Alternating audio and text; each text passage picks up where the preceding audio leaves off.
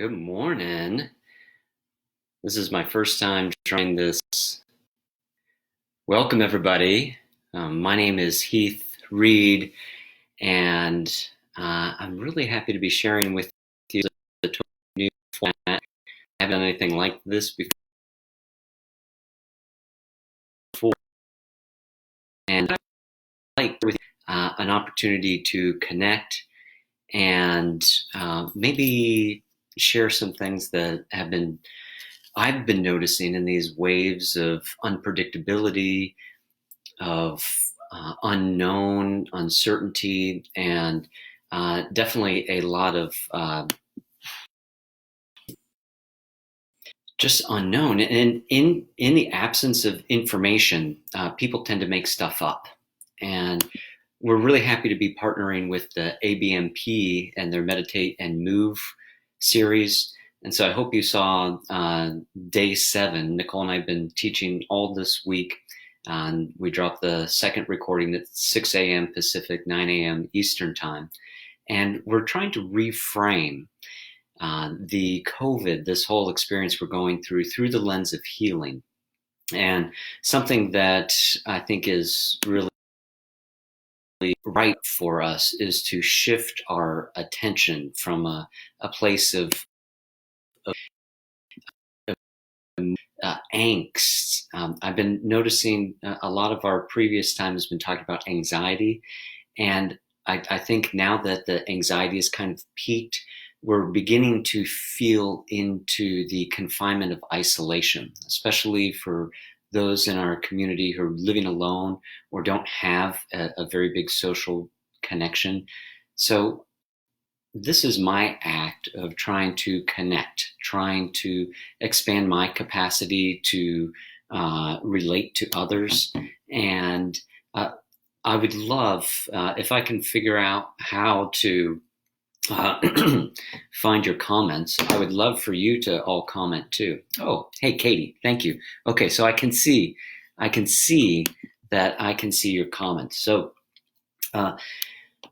one thing, and so please give me your comments, your suggestions, your feedback. I just want to take another 5 minutes or so to share what I've been noticing around this increased anxiety and isolation. And one of the things that I notice is shutting down, clamping down, sheltering in place. And one of my friends, Kane Carroll, is reframing that as sheltering in peace.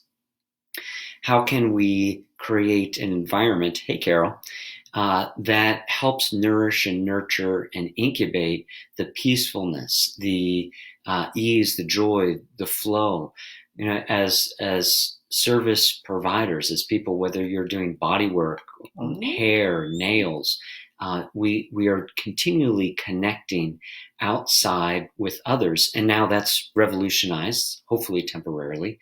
And wondering now, how can we be part of the new structure that's being created? Because the old way, we've been seeing dents in the armor of the old way not working. So the old way is reaction, right? Something happens and we default and we guard. Bruce Lipton, as a biologist, doctor, says that all our cells in our body are either growing or guarding. And there's a tendency for us in times of fear and isolation to go into the guarding mode, to go into protection mode. And that's especially around our feelings. We try to protect ourselves from too much anxiety. But this gets us in trouble. We know that we can't permanently override our feelings. And so there's a very specific formula that is incredibly reliable and predictable, that when we withhold our feelings, the first thing that happens if we're not sharing how we're feeling is that we withhold, right? We keep it to ourselves. And then we begin to withdraw. We begin to disconnect. We begin to become unavailable. We put our blinders up and we don't notice what's going on around us. And we hope no one's going to notice us, because we're withholding and withdrawing. And then after some time, that turns into projection. So it goes withhold, not telling anyone anything, withdraw, going into my shelter, and then project. You're the reason, or this person, or this institution is the problem, is to blame. That's why I'm feeling terrible. It's their fault.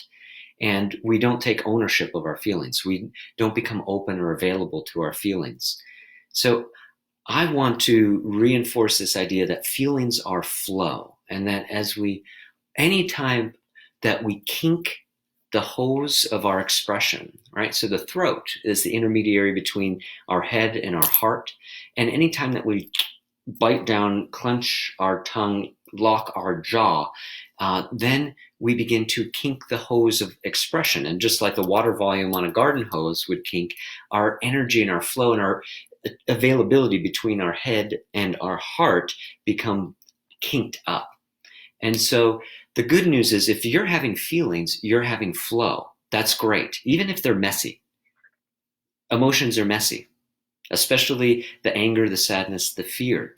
But what I'd like to invite us all to consider as we wander into, instead of reacting from the old story of withhold, withdraw, project, instead of reacting on default and habit, is to create.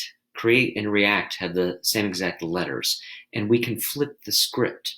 So I wanted to share one of my all-time favorite poems. This is from Rumi, and he really speaks to connecting with the divine within us and all around us.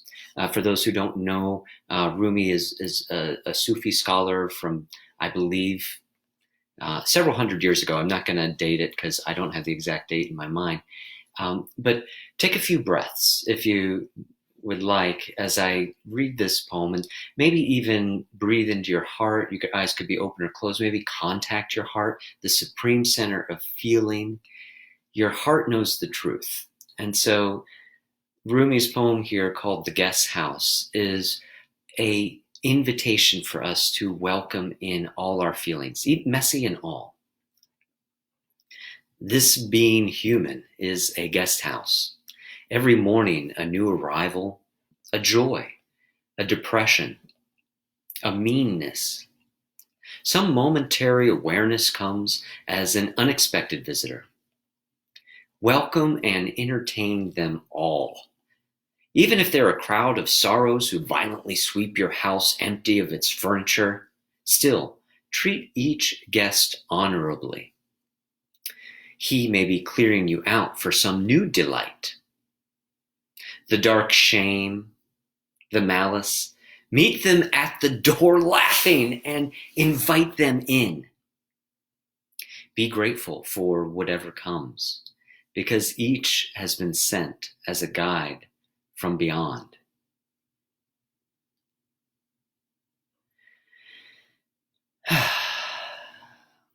That's from Rumi, called The Guest House. And as we go through the rest of our day today, I want to invite you to kind of check in with your heart for a moment or two. Maybe soften your eyes, take some deep breaths, and check in. Hello, heart.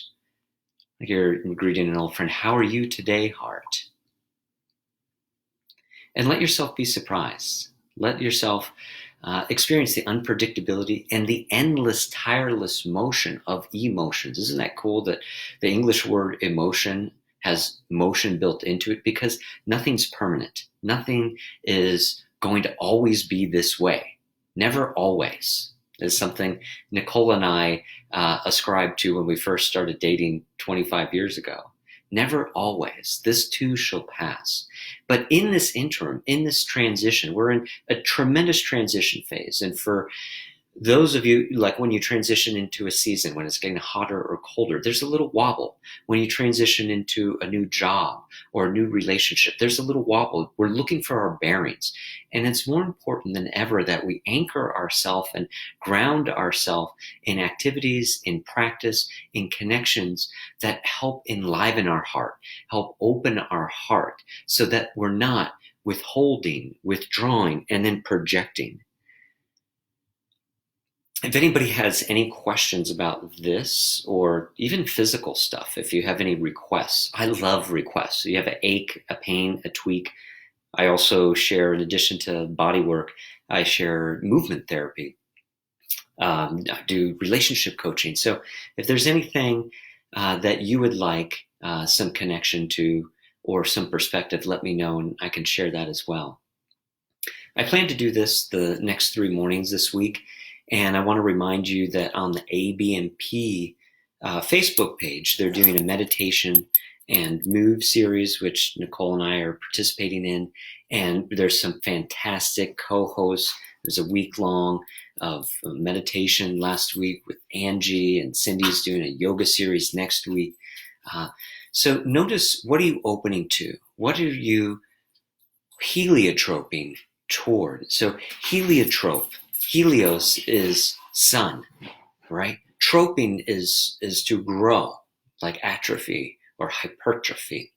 And so the sunflower heliotropes toward the sun, actually moves its face, its flower blossom, in accordance with the source of light. And at the end of the day, as it's going down, the sunflower is saying goodbye to the west, to the sun. But in the middle of the night, and as the darkness reigns, the sun begins to oscillate without even a glimmer of light.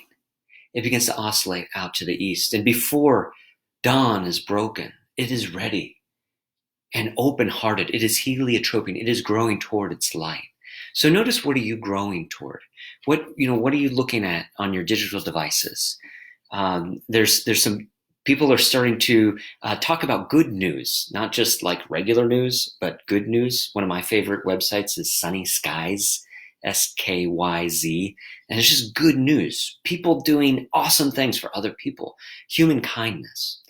So we know sociologists, psychologists tell us that what we focus on grows, and I want to encourage all of us to plant the seeds, to fertilize, use the compost of our emotions, because it's messy. It is just like most other fertilizers. Sometimes we don't want it around, it stinks, but we can compost our emotions. When we have feelings, we have flow, and that will help incubate, will help grow the seeds of our intention. And we want to reliably water and heliotrope toward the source of light that reinforces our inspiration, our essence, what lights you up. Fill your life, fill your days with that, and share it with others. I want, as I'm finishing now, just to consider one new way to express things. This social distancing, I think we should rename it to physical distancing, because I've had some of the most ripe, juicy, sumptuous social connections with great distance. We don't have to be in physical contact. Now, especially us hands-on people, we do love pressing the flesh, so to speak. And I'm looking at what are new inventive ways that I can connect with like-minded people who also support love, kindness, peace, ease, joy, flow. And I recommend that we all together in community look for new ways, ways that haven't actually been invented yet.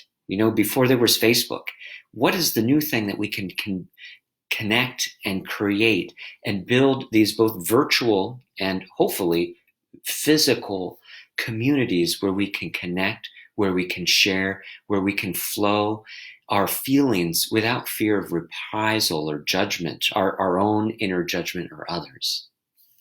So one idea is to find one person who adores you and you unequivocally accept and love, and maybe create an agreement with them that if they're available for this agreement, that you would like to share your feelings without being fixed, without getting advice, because that's a lot of times what people do, is they try to make you feel better.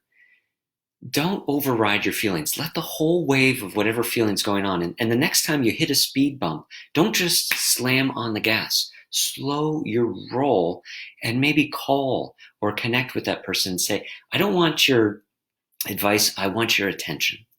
I want you to hear me. I just want to have a safe space to express and emote into. Would you do that for me? And I will do that for you. And in this way, we can avoid that withhold, withdraw, project. And instead, we can begin to grow together. So thank you for joining me. I plan to do this 8 a.m. Pacific, 11 a.m. The rest of the week, each morning. And again, please add your feedback on the upcoming classes, or think about, or they're not classes, but the upcoming streams. And if there's something in particular you want to explore, let me know, because I'm more interested in knowing what our community is interested in. I already have an idea what I'm interested in. What are you interested in? And then when we collaborate, we begin to co-create, and we can begin to build something completely fresh and new, maybe a new structure for healing, for growth and connection. Thank you again, ABMP. Visit ABMP, their Facebook, our Living Metta, METTA. That's the Thai expression for loving kindness you can see in the background here. And with a heart full of gratitude, thank you for joining me, and thank you for doing the beautiful, incredible healing work, connecting work that you do day in, day out. Don't forget that you have vast impact. When you change one thing, you change everything. Thanks, everybody. Have a beautiful day, and I hope to see you again real soon.